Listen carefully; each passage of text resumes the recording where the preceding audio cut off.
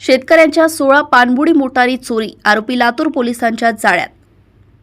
लातूर येथे शेतकऱ्यांनी त्यांच्या विहिरीमधील पाणबुडी मोटारी चोरीला जात असल्याच्या घटना मागील काही दिवसांपासून घडत होत्या। त्यामुळे पोलीस अधीक्षक श्री अमोल तांबे यांच्या आदेशानुसार दिनांक 17 सप्टेंबर रोजी लातूर पोलीस पथकाला मिळालेल्या गोपनीय माहितीच्या आधारावर पाणबुडी चोरीतील संशयित गुन्हेगारांना मुरुड बसस्थानक परिसरातून ताब्यात घेण्यात आले। त्यांचे नाव कुंदन गजेंद्र काळे, शुभम दशरथ बनसोडे असे असून त्यांनी त्यांच्या इतर साथीदारांसह मिळून लातूर जिल्ह्यातील विविध पोलीस ठाण्याच्या हद्दीतील शेतामधून पाणबुडी मोटारी चोरल्याचं कबूल केलं। त्यांच्याकडून अधिक तपास करता नमूद आरोपींनी चोरी केलेल्या पाणबुडी मोटारी ह्या बोरगाव ते शिराळा जाणाऱ्या रोडवरील एका बारच्या जवळील कचरा फेकण्यात येणाऱ्या ठिकाणी खड्डा करून पुरून ठेवले होते।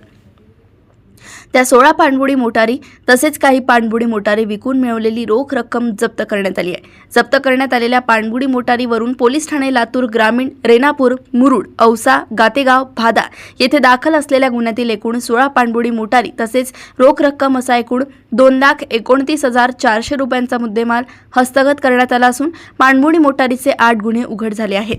लातूर येथून सहसंपादक रणजित मस्के यांची रिपोर्ट।